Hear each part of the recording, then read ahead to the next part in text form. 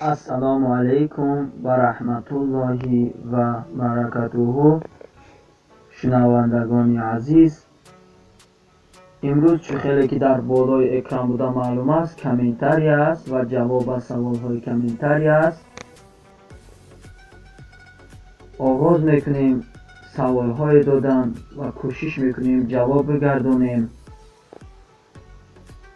انجیر خوردن در خواب چی معنا دارد؟ سلام، در خواب دیدم کدوی بسیار و کارتوشکا. چی تعبیر دارد؟ جوابش را بدهید، خرسند میشوم. سوال دیگر: سلام، در خواب دیدم یک داملا به من دو بالش داد. اکا جان جواب شد چین؟ خرسند میشیم. توف میکنم در زمین کلن بلغم است. چی تعبیر دارد؟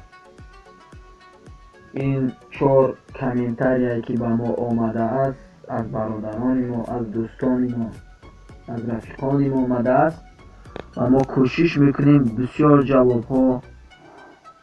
جوابهای خوب به آنها بدهیم.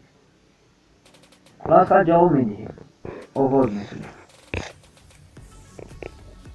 پرسیده است توف میکنم در زمین همش بلغم است.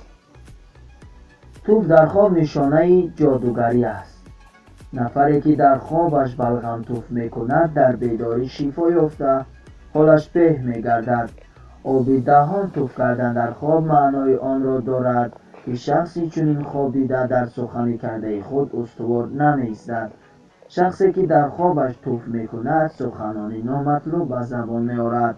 رفت و توف با خون یا بلغم آمیخته باشد، سخنی را بر زبان میآورد که گفتنش من است یا به عمل ناروا دست میزند. در خواب جانب نفر توف کردن نشانه آن شخص را بدنام کردن را دارد. خشک شدن توف را خواب دیدن نشانه مفلس شدن است. در خواب به زمین توف کردن دلیل آن است که شخصی چنین خواب دیده روزهای نزدیک قطعه زمین خریداری میکند. شخصی که در خوابش به درخت توف میکند و وعده خود وفا نمیکند. در خواب به دیوار توف کردن معنای از دست دادن تمام مال و اموال هست. بالش در خواب برای بیننده خواب دوستی است. اگر ببیند بالشی نو و سبز رنگ دارد یا کسی به او داد، دوستی درستکار و پارسا پیدا میکند. و اگر ببیند بالش او کهنه و کثیف و یا زرد یا سیاه رنگ است، تعبیرش برعکس این است. و اگر ببیند بالش او پاره شد یا سوخت یا گم شد، دوستی او تباه میشود یا فرار میکند یا رنج و بلای به او میرسد و به جهت آن از او جدا میگردد.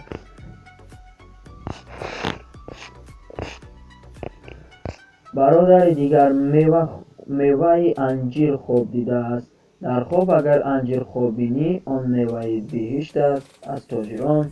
اگر انجیر در خواب میبینی تو را اندوهی میرسد و از بیخردان دور تحقیر به عمل میآید. سوال دیگری که به ما ارسال نموده است کدو و یا کاشک‌های بسیار. شما این را میتوانید در کانال ما از یکی از نوارهای ما، یکی از سبزهای ما سبزوات‌ها است، در سبزوات‌ها را جستجو کنید. انشاءالله به امر خدای جل جلاله را می‌یابید.